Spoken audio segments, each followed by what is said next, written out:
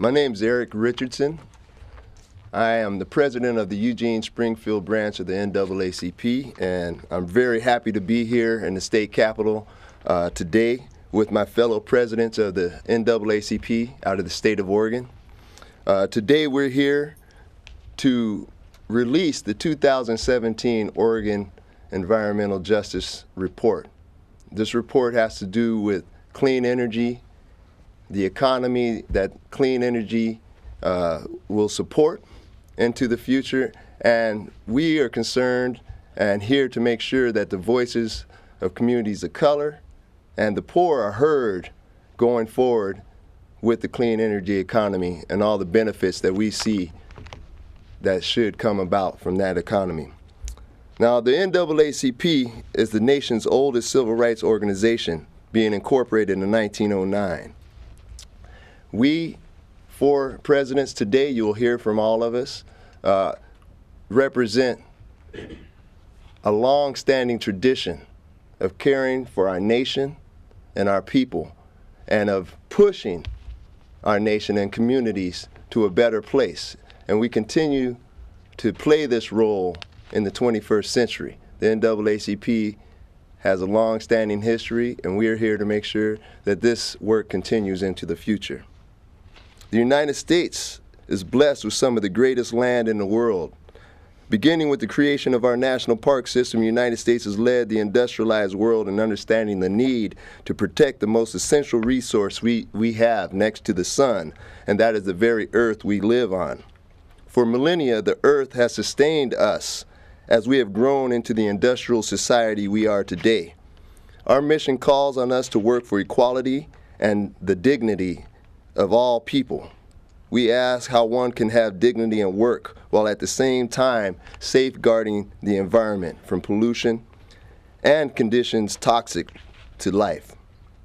The NAACP stands with the African American community in demanding that the coming green energy economy be supported and used as a vehicle to right the many wrongs inflicted upon the poor and communities of color over the last century. I'd like to now introduce the president of the Portland branch of the NAACP, Joanne Hardesty. Thank you, Eric, and thank you for being here today. Today is a historic day in our state capitol. We have all four branches of the NAACP who will be doing lobbying visits today to make sure that the governor and the legislators understand that they have work to do, and we will hold them accountable for that work. The report that we're releasing today, Just Energy Policies, Reducing Pollution and Creating Jobs, is a wake-up call for our elected leaders. Oregon has been a leader in creating opportunities around climate change and climate justice initiatives. However, people of color, low-income people have not been beneficiaries of these efforts. And so we are here today to make sure that our legislators and the governor know that the NAACP across the state will be monitoring their activities as it relates to climate justice, and we have a high expectation that people of color will be leading in this new emerging green energy economy. And they will be leading because they are the people most impacted by climate change, and they are the people that have been devastated by previous public policy decisions. And so we are here today to make sure that our legislators are aware that this report lays out all the opportunities to get energy credits, to do clean energy improvements. But what we want to know is specifically what communities are benefiting. Because the data that Oregon currently collects does not show whether or not low-income communities are enjoying the same benefits as upper middle-class communities. From our own analysis, and this report reflects, what we believe is that middle-class and upper middle-class white communities are really taking advantage of this new emerging economy. And if we don't now develop a pathway for people of color, low-income people, people coming back from our prisons to be able to be trained in this new economy, once again, we will be left behind. And so I am thrilled to be here with my brother presidents from across the state. And we're going to make sure that our legislators know that they are on notice, and we will continue to monitor their policy decision-making as it relates to making sure that people of color will be leading this new emerging energy economy. Ironically, in Portland, the city of Portland and Multnomah County both passed 100% renewable resolutions in the last couple of weeks, but both of those resolutions missed an extremely important component. And that component is, what's the plan? How are we going to get there? It's easy to tell somebody that you're going to switch to 100% renewables by the year 2050, but if you don't have a roadmap to get there, then we will just be talking rather than acting. And so thank you for being here. We're looking forward to our legislative lobby visits, and it's my pleasure to introduce the president of the Salem branch of the NAACP, Bennie Williams. Good morning. I'm Bennie Williams. I'm the president of the Salem-Keizer branch of the NAACP. You know, the NAACP, as it's been noted, is the oldest civil rights organization in this country. And its purpose and its promise and its continued focus is to make sure that all of us, not just the African American community, but all of us are beneficiaries of the right to the programs and the efforts of improving our society. Specifically, you know, we came into being as a result of, in 1909,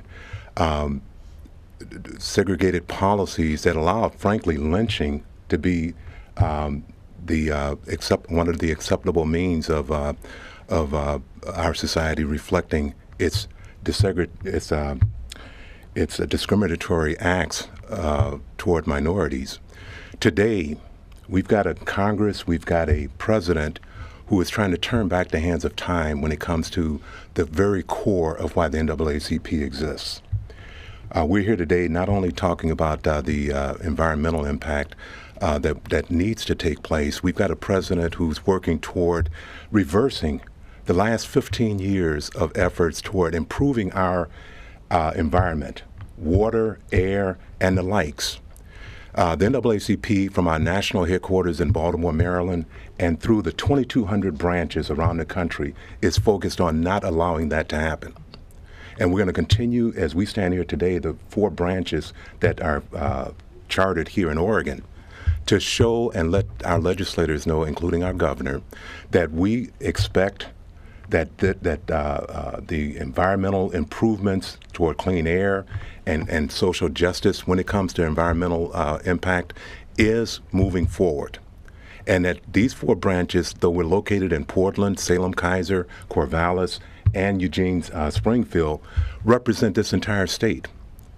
Our charters are in individual cities, but the fact of the matter is we're not bound by Salem-Keizer, we're not bound by Portland. We represent the full state of Oregon and all of the people here, not simply the minorities, but they're the ones that need the greatest voice, or at least a person that can voice the concerns of that community. And so we're here to share that with you all.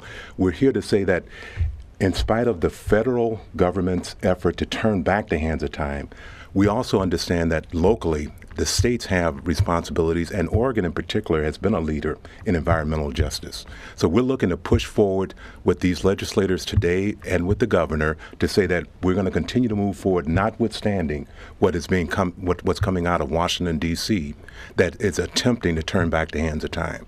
So I thank you all for being here. We look forward to having a productive day today. Thank you. Would you introduce And certainly let me introduce our other president of the Corvallis branch, Mr. Frederic Edwards. Thank you, Benny. I'm not going to, these 3 presidents done spoke. There's not much I can add to that other than we're here We're here right now. We're going to be here today, and we're going to be here tomorrow. It's important that we open our eyes and see what's going on around us. This is a business that I have to understand as well. But these same businessmen and women have children, have grandchildren, have great-grandchildren that's going to be breathing in these airs. These trucks that go up and down the road, they're not healthy for us. They're just not healthy. I don't have to say how much cancer is causing. We all know all of that already. So what we need to do is not just us four presidents here. I have a staff in Corvallis, Oregon, in the midst of a Pac-12 university that live and breathe, literally, this subject. Now, I may not be the scientist or the professor in this subject, and I don't claim to be. But I don't have to be. But what we have to understand is that we have to fix this. We have to set business aside, and business can continue, but we can do this in a safe way. That's what we have to look at. We have to look at doing this in a safe way. There is another way to do this. So our lobbying today, we're going to hope that our walking through these halls and handing this out, that they stay in their hands. When they go home tonight, that they look at it thoroughly. If they have any questions, they're going to have all of our numbers here and our national office. But we're here to stay. Again, my name is Frederic J Edwards. I'm the Corvallis branch, 1118. Thank you. Thank you for coming out. Thank you. And just the last thing I want to mention is want to thank our community partners that helped us put this report together. And that is Beyond Toxic, Sierra Club, CALC, also known as Community Alliance of Lane County, 350 PDX, 350 Eugene, and Night Vision Security, Inc. Want to thank our sponsors for helping to make this happen. Any questions? We would all be happy to answer questions. Yes, hi. Hi. Oh, go ahead, please. Okay, where can I get a copy, first of all? We'll get you one as soon as we walk off the stage. You'll have it. Okay, and thank you for being here. This is the Oregon report. Are there other reports coming out today from other states? Well, other states across the country have released reports at various times. So we haven't coordinated nationally to do this report. We thought today was a perfect day, since we were coming to lobby on some additional bills, that we would have a double bang for our travel buck. Can you, in a nutshell, describe the top bills that you're here lobbying for? Oh, absolutely. Go up to the microphone, please. Yes, so the top bills are House Bill 2004, which is the bill that would provide protections for tenants. As you know, all across the state, tenants are being exacerbated by rent increases. In addition, House Bill 2355 is the profiling bill, and that bill would require data collection of police stops across the state, as well as, which I think the most important part of that bill, would reduce drug possession crimes from felonies to misdemeanors. The third bill, Senate Bill 827, is the court recorder bill. Currently, Oregon is one of only 2 states that the grand jury testimony, Senate Bill 496 is the court recorder bill. And Oregon is one of only 2 states where grand jury testimony is not recorded. It is written on little pieces of notes and stuck in a file that people can't read later. And so we want to bring Oregon into the 21st century by making sure that we actually know what happens if we need to follow up with grand jury activity. So those are the top three. Yeah. And I'd like to just add from the Eugene Springfield branch, I just wanted to make sure that we took note of the Ethnic Studies Bill as well, and as well as the National Popular Vote Bill. We're interested in that vote because it'll look at transforming the Electoral College.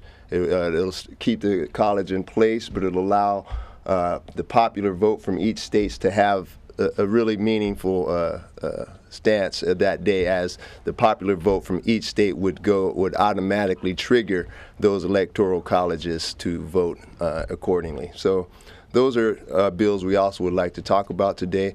And also just want to really thank Renew Oregon and some of the other environmental justice groups that are already doing this work, and we want to learn from you, partner with you, and give you all more strength for this fight, because this is going to be one of the most serious fights going forward for our next generation. And please understand why we're here in Oregon. You know, this state here, I'm not going to say it's the greenest, but your voices are really the loudest. The technology we have here supersedes all the other states. We are the ones here. So this really matters. Let me just expound a little bit further on on the bills that we're here to promote. Referring back to Senate Bill 496, this is a bill that is impactful among all of our people. It's not one that's specific to the minority community, but it is one that has probably a more significant impact regarding the minority communities. This is a bill that's been languishing in the Oregon State Capitol for more than 30 years. I had an opportunity several months ago to testify at the initial hearing of the Senate Judiciary Committee. This is a bill whose time has come, and this branch locally has put a lot of emphasis and a lot of effort, literally foot power, manpower, women power, in getting in front of the legislators as it moves through committees. It's now in front of the Ways and Means Committee. This is a bill that's very, very important because it really goes toward, when we talk about this state being in a budget deficit, plea bargaining, which is what the outcome of current efforts in the judicial system. When district attorneys are taken to court, or at least charging individuals with crimes, the individual is not, and its defense attorney is not privileged to fully all of the information that supports the charges that's being placed against them. That puts them at a disadvantage, and it leads to probably a greater plea bargaining program than any place else that I'm aware of. This is something that has to change, and we believe Senate Bill 496 is a means to changing that, because it now brings whatever that information that's in the grand jury room into a recorded place that access is available. And it gives the defense attorney, we know there's criminals out here. We know there's, I like to use the term knuckleheads, that's out here. The fact of the matter is, though, everybody deserves an equal opportunity of justice. And we believe that this bill allows, once it becomes law, to improve the outcomes. And frankly, we believe that it will reduce some of the cost of our judicial system, because we're not simply incarcerating people verbatim and ad nauseum because of a stacked deck. So that's why this is critical for this branch, and I believe all three of the other branches support us in this effort. Absolutely. Any other questions? Are you doing anything with the diesel? Senator Dembrow has a dirty diesel bill that I'm sure impacts minority communities in Portland. We've certainly been monitoring that bill, but that was not one of our priority bills. I mean, as you can imagine, there's probably about 50 bills that if we had our way, we would really like to see pass this legislative session. And so we've had to prioritize and figure out what bills we wanted to really put our energy behind. But we're certainly in communication with Senator Dembrow and working to see how that bill moves forward. Because it is part of the bigger package. If you're talking about climate change, we absolutely have to reduce the fossil fuel impact across the state. And we will take one step at a time. Yes. Okay. Other questions? There is one more bill that I want to make sure that we talk about as well. There is a bill that may make it through this legislative session that would allow for public financing of candidates for the state legislative body. My understanding was initially when it was submitted, we thought there was no way in heck it would get through this legislative session, understanding the big budget deficit that we're currently in. But there appears to be a lot of legislative interest in this particular bill, so we will be making sure to put our weight behind that piece of legislation as well as we talk to legislators.